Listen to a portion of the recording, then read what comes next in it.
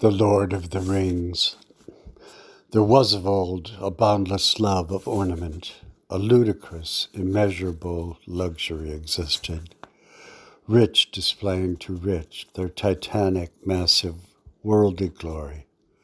No thought was given to the poor, as it is this day. Glory in all its false forms ran ahead of true, spiritual, and majestically simple glory. The reality of you and of your people is manifested from within outward. Hidden is a universal judgment leading on from the false glory of the true. In that day shall the branch of the Lord be beautiful and glorious, its fruit excellent and comely. Which fruit is us, your children? Ankle clasps were worn and headbands, crescents of earrings and bracelets, veils, diadems, amulets. These, even adorned, were symbols of their false worship. The Lord sprinkled rings among the nations, some to adorn, some to enslave. Caught to immodesty were women haughty, and with stretched forth necks of ringlets, wanton eyes, walking and mincing, the ankle gold tinkling as brass cymbals. They had no power in society. Perhaps their sin was moderated, was mercied by you. These we have in our day, near naked on street corners, hawking as wares the sexual power of their bodies. Parables of rings ran through the cultures of all nations, signets in Egypt, of Saladin, Mallory, Aesop, and lastly Tolkien. These elven rings of power slipped into the societies more cleanly than the Gospels.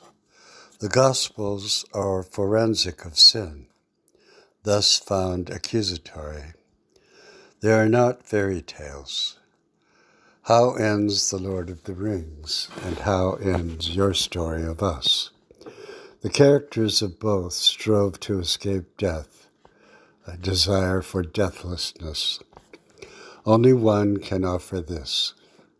Their end is dead marshes. They lie in all the pools, pale faces deep, deep under dark water. I saw them. Grim faces and evil, and noble faces and sad. Many faces proud and fair, and weeds in their silver hair. But all foul, all rotting, all dead. A fell light is in them. What ornaments are these, their tangled silver hair, the reward of life on earth, poorly lived in ignorance and antagonism to one who shall have loved them. In Eregion long ago, many elven rings were made, magic and of various kinds, some more potent and some less. There were lesser rings, but the great rings, four, the rings of power, they were perilous. A dark power rules the rings, or so he does suppose. The dark power who seeks to devour all. Many centuries he has succeeded. Many became enslaved. Hitherto, mark you, he has entirely overlooked the existence of your children. They are poor, they are humble, but importantly, they are protected by you. He has more useful servants. He does not need us. But our safety has passed. He won't again forget us. In the mean, we grow in maturity by seeking and by suffering. Maturity of the knowledge of you. The ring to rule them all, the master ring, is in our possession, and he knows not where it is. He is ravenous to have it. One for the dark Lord on his dark throne in the lands of Sheol, where the shadows lie, the ring to rule us all, one ring to find us, one ring to bring us all, and in the darkness bind us. In the land of Sheol, where the shadows lie, who or what is the ring?